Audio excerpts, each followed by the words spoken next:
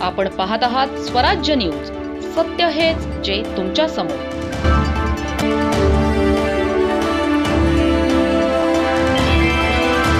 धुळे जिल्ह्यातील शिंदखेडा तालुक्यातील रहीमपुरे गावातील विविध घरकुल योजनांमधील कथित गैरव्यवहार प्रकरण आता निर्णायक टप्प्यात पोहोचले आहे. रमाई आवास योजना, प्रधानमंत्री आवास योजना, मोदी आवास योजना आणि शबरी आवास योजना या अंतर्गत मंजूर घरकुलांबाबत गंभीर तक्रारी प्राप्त झाल्यानंतर प्रशासनाने प्रत्यक्ष स्थळी पाहणी केली. या प्रकरणात विद्यमान पोलीस पाटील हर्षदीप संतोष रामराजे यांच्या कुटुंबाशी संबंधित काही घरकुलांचाही समावेश असल्याने या चौकशीकडे तालुक्याचे लक्ष लागले आहे.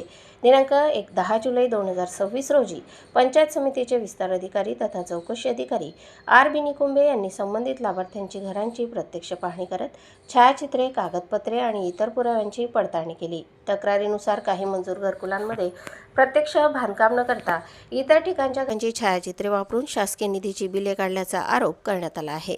या आरोपांची सत्यता पडताळण्यासाठी प्रशासनाकडून सविस्तर चौकशी सुरू असून घराची प्रत्यक्ष पाहणी करण्यात आली. यावेळी ग्रामपंचायत अधिकारी, प्रशासक प्रतिनिधी, ग्राम रोजगार सेवक, अभियंते, संबंधित लाभार्थी आणि मोठ्या संख्येने ग्रामस्थ उपस्थित होते. दरम्यान तक्रारदारांनी ही चौकशी केवळ घरकुल योजनांपुरती मर्यादित न राहता मनरेगा अंतर्गत काढण्यात आलेले मस्टर, मजुरांची नोंद, कामांचे मोजमाप, शासकीय बिले आणि इतर अभिलेखांचीही सखोल तपासणी करण्याची मागणी केली आहे. शासकीय निधीचा गैरवापर झाला आहे का याची निष्पक्ष चौकशी करून दोषींवर कठोर कारवाई करण्याची मागणीही करण्यात आली आहे. आता या प्रकरणाचा अधिकृत चौकशी अहवाल प्रशासनाकडे सादर झाल्यानंतर पुढे कोणती प्रशासकीय आणि कायदेशीर कारवाई होते याकडे संपूर्ण तालुक्याचे लक्ष लागले आहे.